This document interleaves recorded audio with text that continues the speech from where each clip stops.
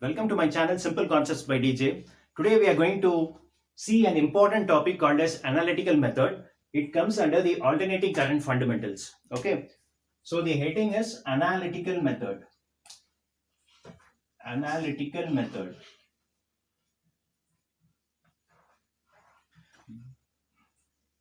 Okay. So we know that the standard form of the alternating current, the standard form of the sinusoidal alternating current is nothing but I equal to Im into sine omega t. Sine omega t. This is the standard form of the alternating current, sinusoidal nature. Alternating current which is having a sinusoidal nature. Okay, this is the value.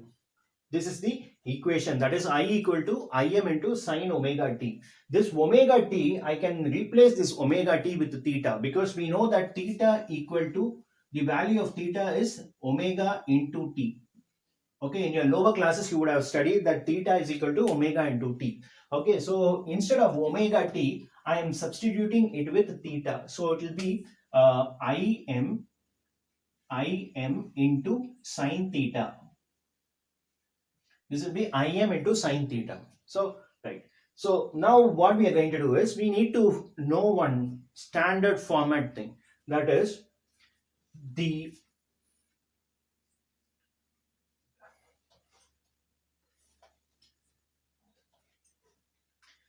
the mean of the squares of the instantaneous current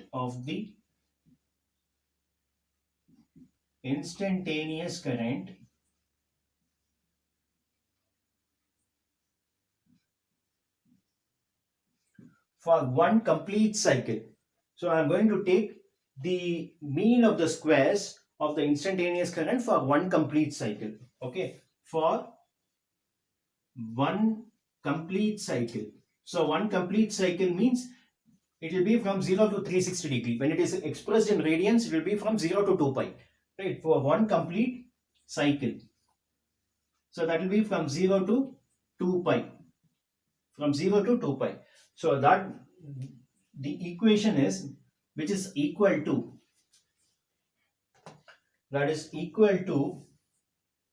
integral tends from 0 to 2 pi into I squared into d theta divided by 2 pi.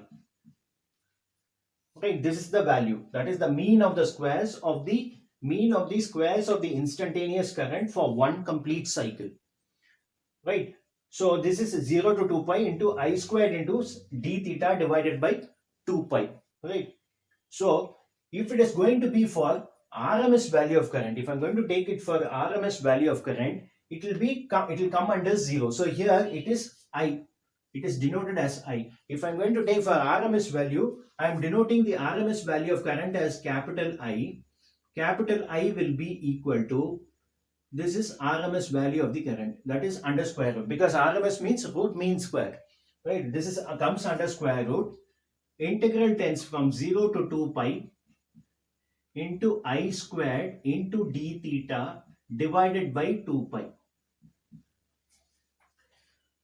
So now what I'm going to do is I'm going to take this 1 by 2 pi outside. So that is a constant term which is equal to square root of 1 divided by 2 pi into integral tends from 0 to 2 pi into I squared into d theta. I squared into d theta. So now I'm going to know, I know the value of I. I equal to Im sine omega t, which is equal to Im sine theta. So I equal to Im sine theta. I'm going to use this value and I'm going to substitute it over here in place of I squared. So which will be equal to square root of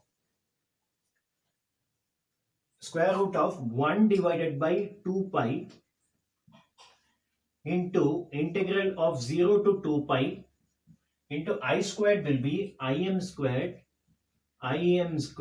into sine squared theta into d theta. So again I'm going to take this Im squared outside. So that will be root of 1 divided by 2 pi. 1 divided by 2 pi. When I take im squared outside, it will be im squared divided by 2 pi. So im squared divided by 2 pi. Im squared divided by 2 pi into integral tends from 0 to 2 pi.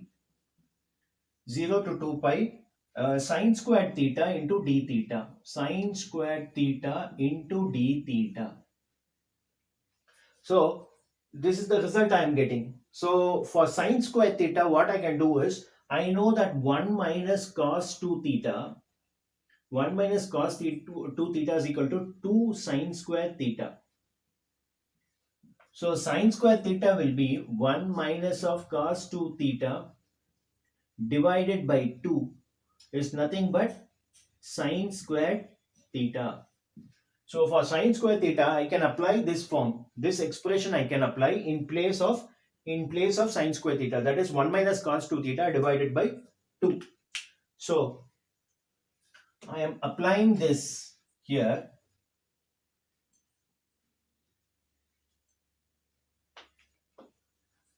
That is 1 minus cos 2 theta divided by 2. Okay, which is equal to root of im squared divided by 2 pi into integral tends from 0 to 2 pi into 1 minus cos 2 theta divided by 2. This d theta. Okay. So now what I'm going to do is, I'm going to take this integral separately and I'm going to integrate it. Okay. So if I take this one, that is from 0 to 2 pi, 1 minus cos 2 theta. So this half 1 by 2, I'm taking it outside. 1 by 2 I'm taking it outside. And first I'm going to take this expression. Instead of working it out, the entire expression under the square root, I'm going to take this portion of the integral and I'm going to first work it out and get the answer, and then I'm going to substitute it with this im squared divided by 2 pi and I'm going to make it under a square root.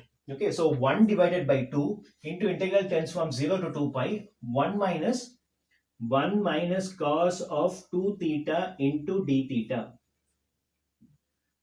So what I'm going to do is, it will be half into, I'm going to integrate it separately. So if I integrate it separately, it will be 0 to 2 pi into d theta minus integral tends from 0 to 2 pi into cos 2 theta into d theta. Cos 2 theta into d theta.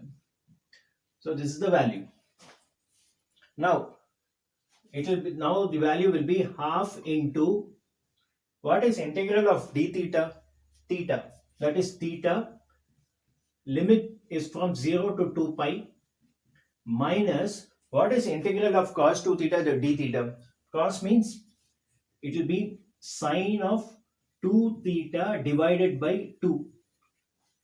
Sine 2 theta divided by 2, and here the limit will be from 0 to 2 pi.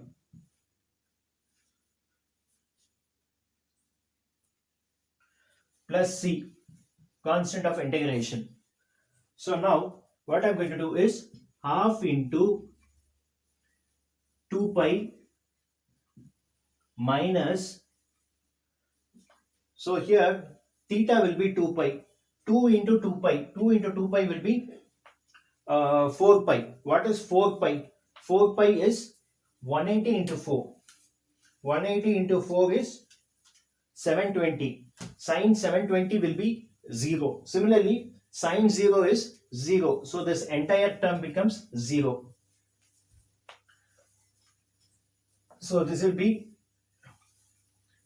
like, I'm closing the bracket. So it will be 2 gets cancelled. So the value will be pi. So pi is the value for this portion. So now what I'm going to do is, I'm going to substitute this. So this will become, here I'm continuing it over here. So this will become root of im squared divided by 2 pi into this way. This whole expression will land me into pi. Therefore, pi gets cancelled. So the value will be root of im squared divided by 2. Therefore, the value of I is equal to root of im squared divided by 2. So here I can do it as im squared, can further on simplification I will be getting im divided by root 2. So what is the value of root 2? This will be 1 divided by, value of root 2 is 1.414. So 1 divided by 1.414 into im. So this is the value of I. So 1 divided by 1.414, 1 divided by 1.414 will be 0.707. So this is equal to 0.707 into im. So this is value of I.